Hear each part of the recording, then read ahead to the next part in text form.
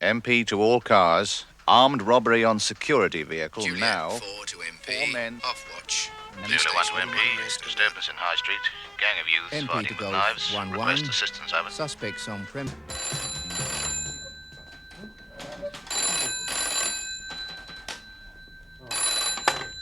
CID room.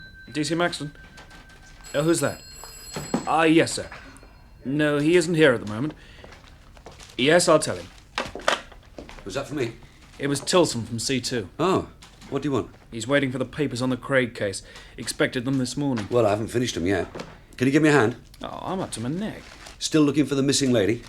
Give it 24 hours, you said. Well? 4 days later, and look at the file. Getting as fat as a bestseller.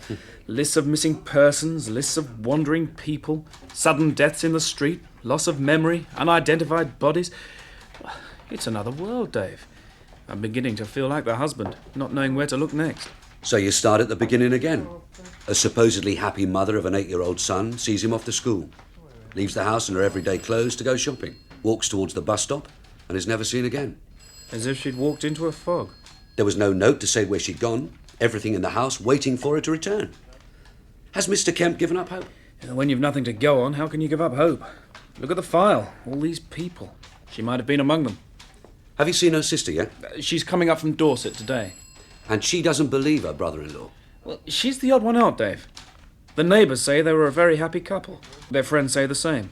His employer and friends at work hold him in high regard. And how does he seem to you? A very worried man. He has a young son to look after. And a suspicious sister-in-law on her way to town. Dave? Yeah. That girl who came to see you and gave you the info. Tessa Mitchell? Would she recognise the man she saw in the cafe? Would she recognise the husband? Yes. Why? It's something I have to be clear about. I have to check everything. I'd like that sorted out before I see the sister. You know Tessa's on the game, don't you? They're not the best of witnesses, but I'll ask her. Thanks. Thanks for coming, Tessa. I was surprised you asked. What's it about? Sit down, and I'll tell you. You came here the other day, Tessa, to tell me about some talk you overheard in a cafe. In the Kentucky? 2 men talking together. And you thought one was hiring the other to kill his wife. You didn't believe me. Tessa, I can't believe everything I hear, but it doesn't mean I disbelieve it. I just tuck it away until needed. Has something happened? I don't think so.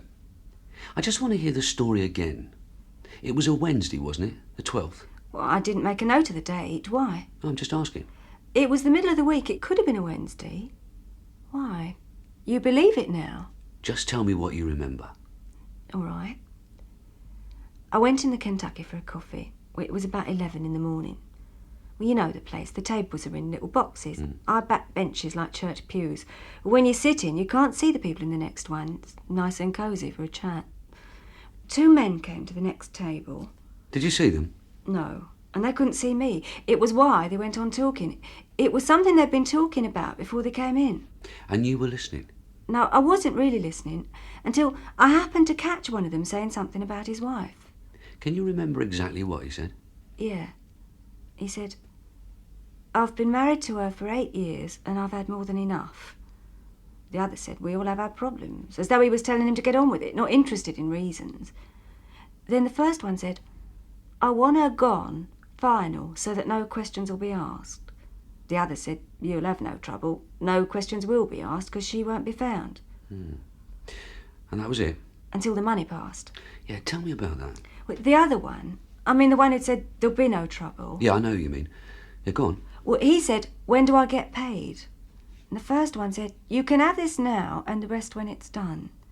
And it was like money was passing because the other one said thanks. And then they got up and went out. No, wait a bit. There was something else before they got up, wasn't it? Oh, yeah. One said, "Where do I find her?" And the other said, "Come and I'll show you." And then they got up and went out. And then you saw them? When they stopped to pay the bill.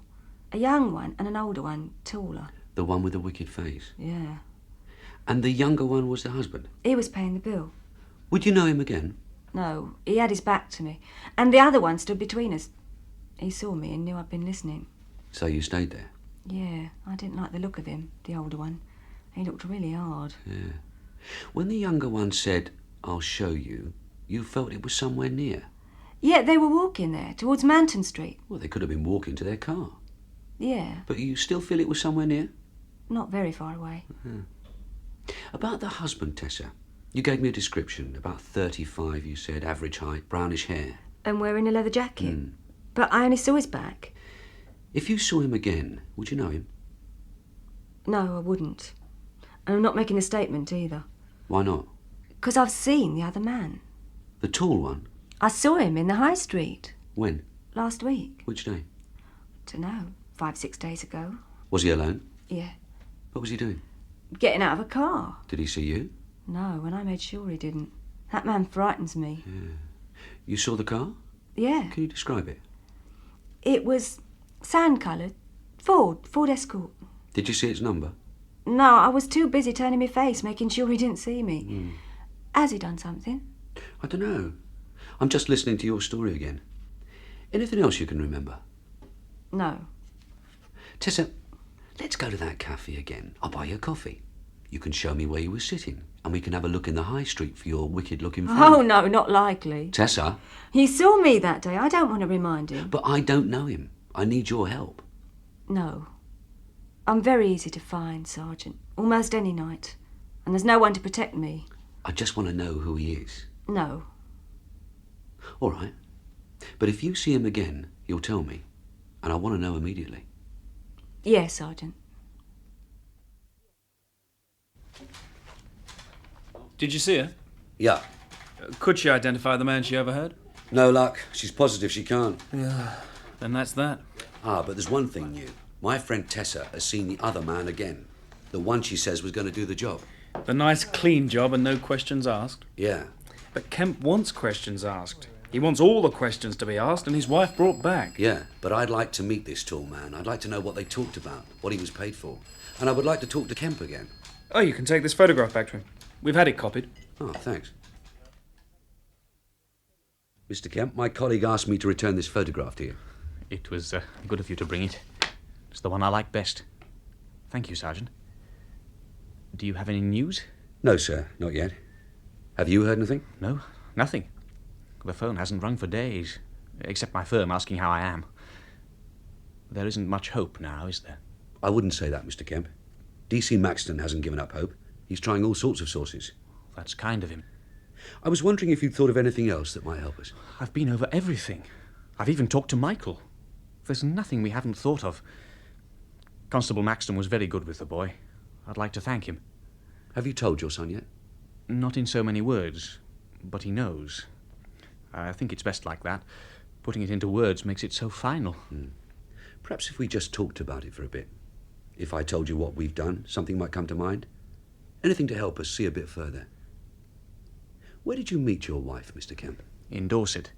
She lived there. I met her when I was there on holiday. At Poole, wasn't it? Yes. Her sister still lives there.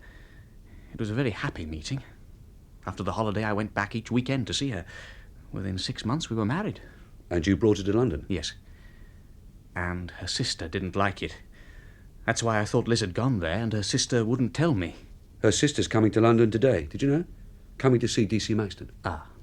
Then you'll learn how little she likes me. It was because I married Liz and took her away. She never approved. Did she have reason for not approving? I don't like saying this, but she's a spinster. And spinsters don't like their younger sisters getting married. It's why Liz agreed to come to London. But she tried to patch it up. She was always close to Mary, always kept in touch with her. Since we're talking like this, Mr. Brook, there's something I'd like to tell you. I don't think it matters, but it's something I didn't want to talk about. What is it, Mr. Kemp? You asked me if Liz had taken anything with her, clothes, shoes, things like that. Yes? I told you that after I knew she'd been seen going shopping that morning, I wondered if maybe she'd come back again before going away. I looked through her wardrobe, searched our bedroom. I found our savings book. It's a building society book, really. And? She had drawn £400 from it. She was able to do this? Oh, yes. Without you knowing? Yes, it's a joint account. Normally we discussed money so that we both knew where we stood.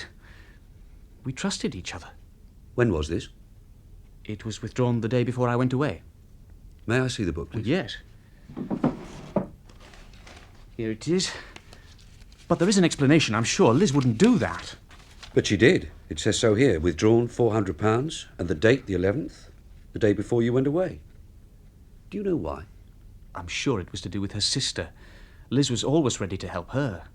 She was the only one she was really close to. It's why, when I phoned Mary and she said she wasn't there, I didn't believe her. Do you believe her now? Yes. Liz didn't go there. I know that now. You should have told us about this, Mr. Kemp. I'm sorry. It isn't much money, Mr. Brook, not these days. She couldn't live for long on that, not away from home. She's been gone 4 weeks. We should have been told. Yes, but I expected her to come home. I knew she wouldn't want the neighbours to know she'd left home, and I didn't want anyone to know she'd taken money. Can you understand? I was waiting for her to come back. And now it's too late? I don't know. May I borrow the savings book? I'll give you a receipt for it. Max? Yes? Seen the sister yet? No, she arrives this afternoon. There's a question you can ask her. Did she ask her sister for help? Anything else? No. I'll do that. Can I know what's behind it? Sure, this. A building society savings book. A withdrawal made that week and made by the wife, unknown to the husband. Look.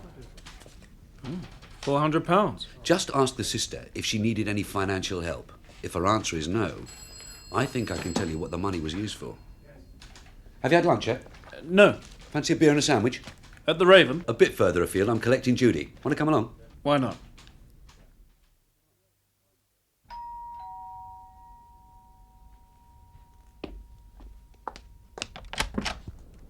Max, how nice to see you. Hello, Judy. Come on in. Well, what about me? Who's your friend, Max? Oh, just some copper on the beat who's been tailing me from the station. Should we let him in? Why not? You can go off people, you know. Where have you been, Max? It's ages since I've seen you. Just busy. He's been racing around, tracing loot, catching criminals, solving murders. Mr. Roach thinks he's magic. It isn't quite like that, Judy. Mr. Roach is a bit of a taskmaster. Worse than Dave? Well, at least he knows how to relax. Mr. Roach doesn't even go to the pub. Mr. Roach goes to the commander's office for a gin and tonic and leaves Muggins to do all the paperwork. Oh, well, I'm getting used to it. I hear you're giving a party. Dave told you? Yes. Did he tell you why? Something to do with his change of address. When is it? Why don't we go out and have a beer? Talk about it there. Max, do you think it's a good idea, Dave moving in? If it's what you both want, it's a great idea. At least we'll know where to find him. You've always known where to find him. It's why we're making it a little more permanent.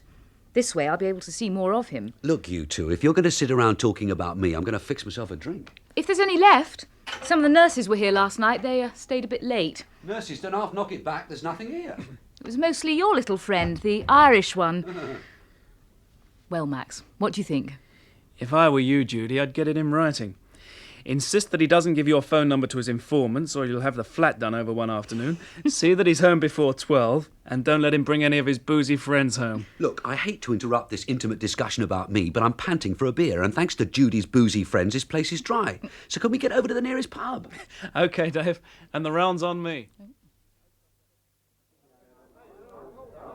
Here we are. 3 plates of sandwiches, 2 pints, 1 shandy. Smashing. Well, sit here, Max. Thanks. Now, what else can you tell me about my future flatmate? Oh, there isn't much more, except that he's diligent and honest, and within reasonable limits he can be neat and tidy. And what little I know about detective work, I learned from him. Well, that's a left-handed compliment, if ever I heard one. Do you mind talking about somebody else? All right, let's talk about you, Max. I hear you're going to be made up to sergeant. That will depend on Mr. Roach. Would you like it, throwing your weight about, destroying young DCs? I don't know yet. Can I have the salt? Oh, coming over. Thanks. Apart from helping Mr. Roach, what else have you been doing? I can tell you that. He's been chasing after a married woman. Max, is this true? Yes, Judy. Well, how long has it been going on? Not very long. Is it serious? Very serious. Watch it, Max. She's showing her claws. I do not have claws. Max, what's she like? Is she pretty? He carries a picture of her. Oh, can I see it, Max? Judy, he's having you on. Dave! And it isn't something he should be having fun with. I'm chasing after a missing person. There happens to be a woman. Happens she's married. She's left behind a husband and a young son who are worried sick. What happened to her, Max? Just what happens to hundreds of others. I have a file full of them. Walk out of the house and don't come back. Vanish, leaving not a trace. We had one like that in the hospital. A teenager. For a week we didn't know who she was. She didn't know her name, didn't know where she'd come from. Turned out she had trouble at home and couldn't cope with it. It's either trouble at work or trouble at home. No, this one doesn't work. Then trouble at home. A secret affair. What age? 28. And here's what she looks like. A holiday snap. She doesn't look the type, but who can tell? I'm hoping her sister can tell. I'm seeing her this afternoon. You doing this one on your own? With some help from Dave. Some cheering from the touchline. Let's have another one. Max, get it for me. I want to word with Judy. Same again? Yeah. Right. That wasn't very nice. What? Push off, I want a word with Judy. What wasn't nice about it? We do have words in private, don't we? Oh, yes, but not in pubs. Just a private word. About what? You said not in pubs. I want to know what it is. About moving in with you. The sale of my flat's gone through. I can move in next Sunday. If that's all right with you. Dave, of course it is. That's wonderful.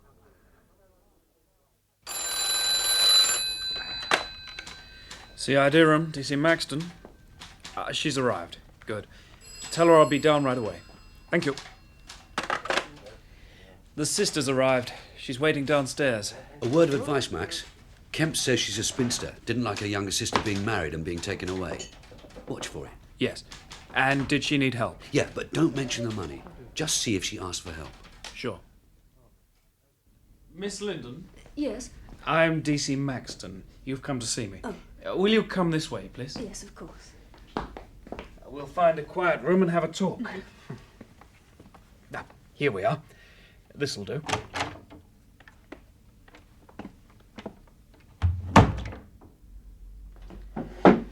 It was very kind of you to come all this way. I came as soon as I was free, Mr. Maxton. I'm very worried. What's happened to my sister? It's as I told you on the phone, and as your brother-in-law told you. Your sister went out one Friday morning and has not been seen since. That's what he says, is it? It's the story that others tell as well, Miss Linden. We've checked it thoroughly. 2 of her neighbours saw her leave the house at about 10 in the morning, going towards the bus stop. On that day, your brother-in-law was in Hampshire, on business, calling on customers. We've checked all that too. When he returned, she wasn't at home. He waited, and on Saturday morning he phoned you. He did phone me on Saturday morning. Asked if Elizabeth was with me. When I said she wasn't, he wouldn't believe me. Then he became abusive and accused me of hiding her. I rang off. Was he abusive or just worried? Well, I suppose it's a matter of opinion. But I've known him a long time. Was your sister happily married? Yes. Yes, at first she was. Certainly until Michael was born, and for a year or two afterwards. But in the past 3 years it hasn't been the same. Did she tell you this? Not in so many words. She was a very loyal person, but I could tell. Do you know the reason? He's been away too often. He's a salesman. They do stay away from home at times. It was not always because of his work. She told you this? Once. Last year. But, Mr. Maxton, you're asking me the wrong questions.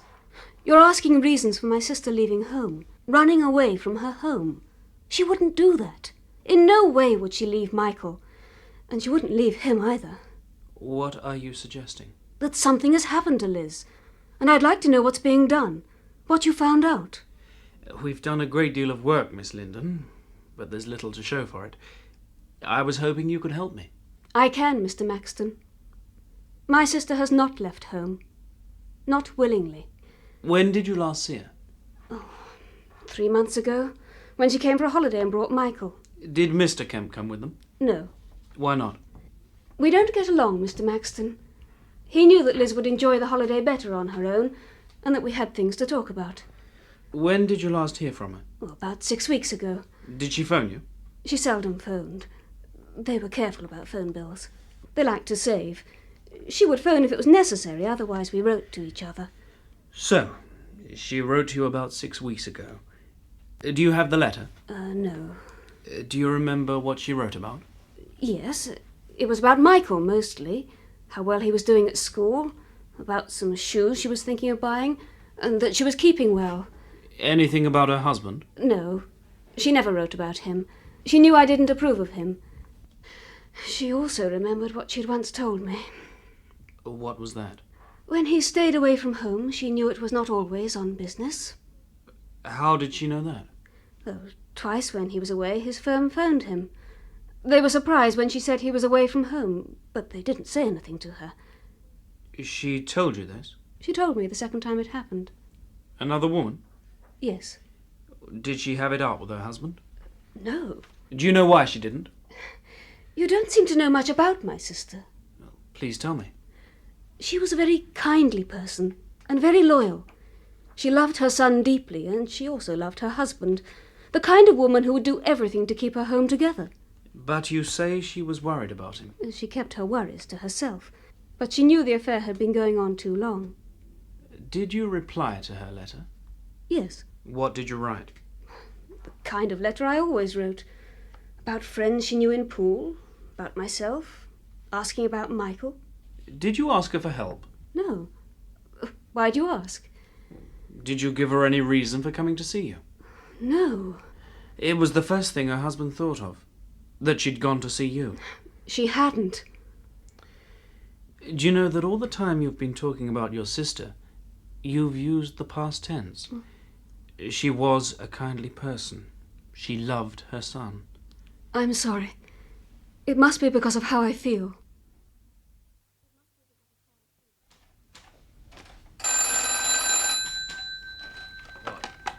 CID, Sergeant Brook?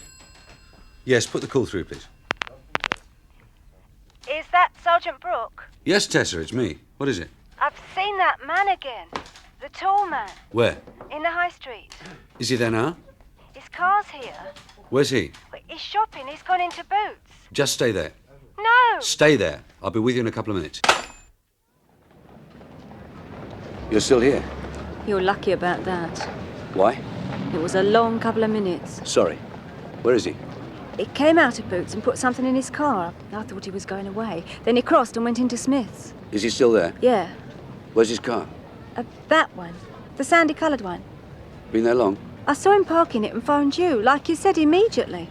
Are you sure he's in Smith's? Yeah. Look, I'll leave you now. Wait a bit. Is that him? Coming out now? Where? Behind the grey van. Yeah, that's him. It was a good description, Tessa. Tall, lean, about 40, with a wicked face. I'm going now. I'm not being seen by him. Just turn your back. Wait until he goes to his car. You going to talk to him? Not yet. I know his car and his registration number. I can find out who he is. You can walk away now. That was what you said the other time. You can walk away now. Yeah. Well, the debt's repaid now, Tessa. Bye. Bye. Well, that seems to be all we can do, Miss Linden. Unless there's something else you can tell me. There's nothing more I can think of. Will you be staying in London? Until tomorrow. Will you be seeing Michael? No, not until there's something definite. Look, before I leave tomorrow, may I phone you, in case you have some news? Of course. Yes, come in. Am I interrupting? Oh, come in, Dave. This is my colleague, Detective Sergeant Brook, who's been working on the case. This is Miss Mary Linden. I'm pleased to meet you, Miss Linden. Are you leaving now? Yes. Before you go, may I ask a question, if it hasn't already been asked? Please. Did you know that shortly before your sister left home, she withdrew a sum of money from a savings account? How much? £400, without her husband's approval. I don't believe it, Mr. Brook. I can show you the savings book. Here it is. She did withdraw that. Then it wasn't without his approval. She didn't do anything against his wishes. I see it's a joint account. But he looked after the financial affairs. Always did. You're sure? I know he did. And another thing, Mr. Brook. You said before my sister left home. My sister did not leave home. Not willingly. My sister is dead. Well, you heard the lady. Her sister is dead. The lady knows no more about it than you do. Or I do. Miss Linden does not like her brother-in-law, and she came here to say that he's been having an affair with some unknown girl in some unknown town. Is there anything to it? It runs against everything else we've learned about him. His customers have been questioned, his colleagues at the firm, and this is the first time anything like this has been said. You were going to tell me about the money. I think the spinster lady was almost right about it. That our missing woman would not draw such a sum from the family savings without her husband's knowledge. But she did draw it. Tell me. A lot of little things are beginning to click into place, Max. On Tuesday the 11th, this money was drawn. On Wednesday the 12th, there is this conversation and money is passed. Take this now and you'll get the rest later. Now, I don't know the present rate for killing another man's wife, but how much would you say would make a reasonable sweetener? £400? But she withdrew the money. Of course. He wouldn't do it, would he? Not if he could help it. So he gives her the book and says, "Darling, when you're in town today, draw out some money for me." And what reason would he give? Well, how do I know? She isn't here to tell us. But if she was made to draw it, it would serve two purposes. Give a reason for her disappearance when he chose to discover it, and then paid as the first instalment to the tall man to make sure she did disappear and would never be found. Dave, there's nothing on the file to support that. Then you're going to find it, aren't you? How? You're going to find out if the Kemps have any other savings accounts and whether he's drawn on them since that Friday. The second instalment? Yeah.